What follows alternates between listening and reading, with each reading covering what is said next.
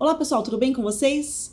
Hoje a gente vai falar um pouquinho sobre os tipos de contração muscular.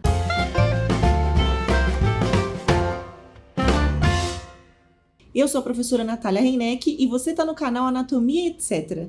Aqui no canal a gente tem aulas de anatomia e fisiologia do corpo humano, mas a gente também fala de ciência e de curiosidades. Se você tiver interesse em algum desses assuntos, seja bem-vindo para se inscrever no canal e clica também no sininho de notificação para você receber um aviso todas as vezes que eu postar um vídeo novo. Vou deixar aqui embaixo na descrição desse vídeo os links para as minhas redes sociais, caso você quiser me acompanhar um pouquinho mais de perto, e também o site Anatomia Etc, onde você vai poder ter acesso a conteúdos exclusivos, inclusive a um curso de sistema cardiovascular que já está disponível. Mas o assunto de hoje, então, é músculo esquelético. Mais especificamente, a gente vai conversar um pouquinho sobre os tipos de contração dos nossos músculos esqueléticos. Os nossos músculos, eles atuam, então, através da contração. Quando eles contraem, eles encurtam, eles diminuem de tamanho. E isso faz com que os ossos, aonde esses músculos estão presos, se movimentem. Isso de forma geral, porque a gente vai ver que não são todos os tipos de contração muscular que geram movimento. Os músculos, então, atuam puxando, tracionando esses ossos e nunca empurrando, porque a sua ação é de contração muscular. Eu falei para vocês, então, que os músculos, quando eles contraem, eles tracionam os ossos aonde eles estão presos. Esses locais onde os músculos se prendem nos ossos são chamados de inserções. Quando o músculo contrai, então, geralmente uma das suas inserções permanece fixa, sendo que a outra inserção é puxada, tracionada em direção àquele osso que permaneceu fixo. Algumas literaturas, então, trazem essas fixações dos músculos nos ossos como origem e inserção. Origem seria a fixação que não se movimenta quando aquele músculo contrai. E a inserção seria a fixação do músculo no osso que realiza o movimento durante a contração daquele músculo. E geralmente a origem é a fixação mais proximal, enquanto a inserção é a fixação mais distal. Se você tem dificuldade com os termos proximal e distal, a gente já tem um vídeo aqui no canal falando de introdução à anatomia e termos de posição, dá uma conferida lá. Só que esse lance da origem ser a extremidade fixa e a inserção ser a extremidade móvel nem sempre acontece. Por exemplo, num exercício de flexão de braço no solo, onde as suas mãos elas estão fixas no chão, a extremidade distal do membro superior está fixa, enquanto a extremidade proximal e o tronco, eles estão se movimentando. E é por isso que outras literaturas trazem os termos origem e inserção como sendo a origem a inserção proximal e a inserção como sendo inserção distal. Então, ambos são inserções, tanto a origem quanto a inserção. A diferença é que eles tratam a origem como inserção proximal e a inserção como sendo inserção distal. Agora, uma dica importante de estudo aí da anatomia para vocês, da biomecânica também. Se você conhece bem aonde o músculo fica preso nos ossos, as suas inserções, consequentemente fica muito mais fácil de você imaginar qual que é a ação daquele músculo, quais os ossos que aquele músculo movimenta. E aí, conhecendo bem então origem e inserção, você consegue supor qual é a sua ação sem ter que ficar decorando muito a ação dos músculos. Outra dica legal é, enquanto você está estudando origem, inserção e ação muscular, você pensar e executar aqueles movimentos em que você está estudando. Porque quando você executa aquele movimento, fica muito mais fácil de você conseguir memorizar. Agora que a gente já conhece como os músculos agem, vamos falar um pouquinho então dos tipos de contração muscular. E a gente tem 3 tipos principais de contração: a contração reflexa, a contração tônica e a contração fásica. E vamos começar falando um pouquinho da contração reflexa.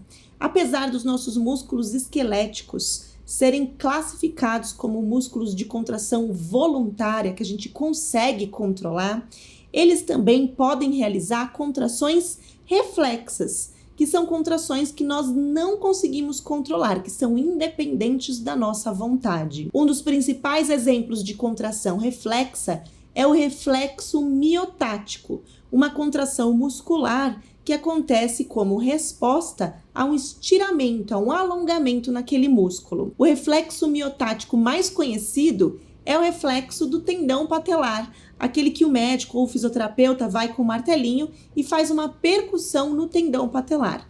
Quando o profissional percute o tendão patelar, isso promove um estiramento, um alongamento rápido dos músculos extensores do joelho. E esses músculos respondem reflexamente, gerando uma contração. E é por isso que a perna levanta sem o controle da pessoa, é involuntário. O segundo tipo de contração muscular é a contração tônica. Os nossos músculos, mesmo quando eles estão relaxados, eles estão sempre num certo grau aí de contração muscular.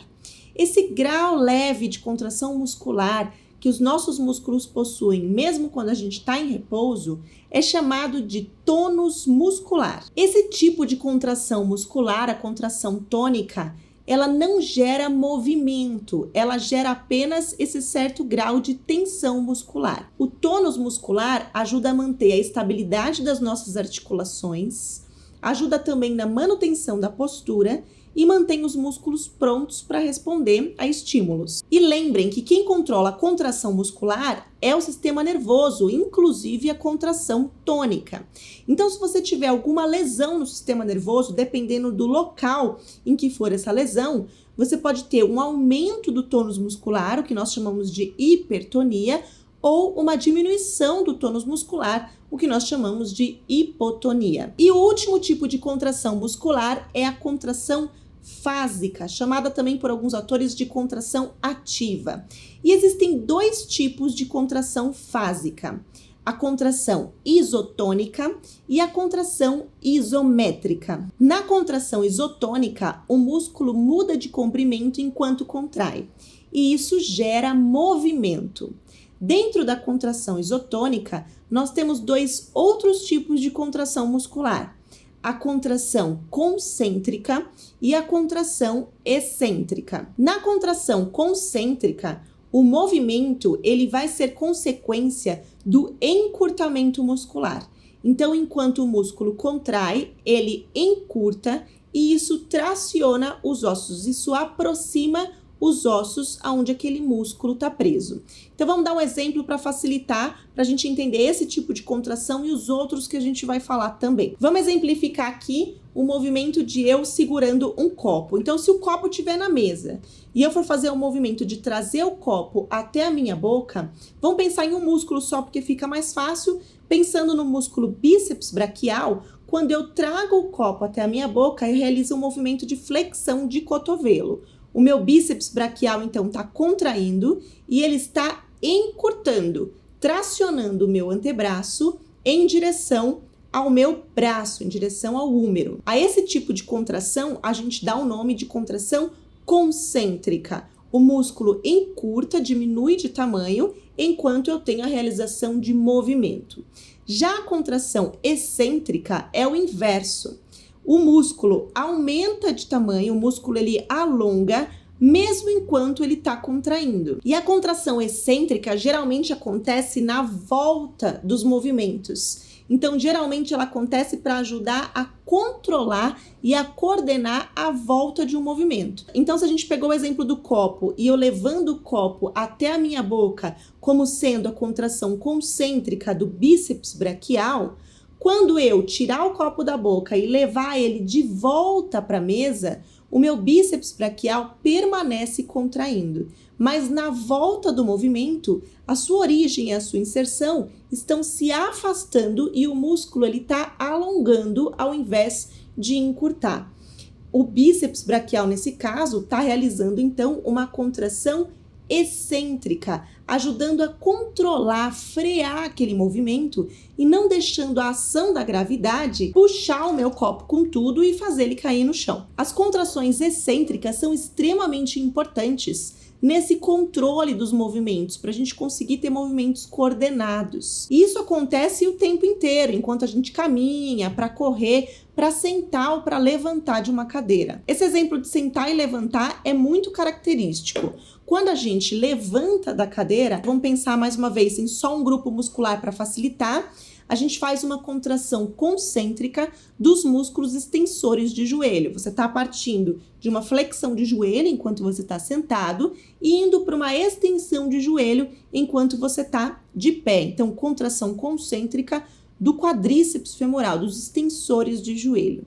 Agora, quando você vai sentar, o quadríceps femoral, ele faz uma contração excêntrica, porque você está indo para uma posição de flexão de joelho, mas mesmo assim o seu quadríceps ele está contraindo para ajudar a controlar o movimento e para não deixar que você caia, que você desabe sentado na cadeira. Pessoas que têm comprometimento da força do quadríceps femoral, como idosos, por exemplo, têm dificuldade em realizar esse movimento de sentar, principalmente o de sentar, porque a contração excêntrica exige uma tensão muscular muito grande e é muito comum os idosos realmente desabarem aí na cadeira e não conseguirem realizar esse movimento coordenado por fraqueza do quadríceps e dificuldade em realizar a sua contração excêntrica. Bom, a contração concêntrica e a excêntrica estão classificadas aí dentro das contrações isotônicas, aquelas que geram movimento articular. Agora, para finalizar, a gente tem também as contrações isométricas.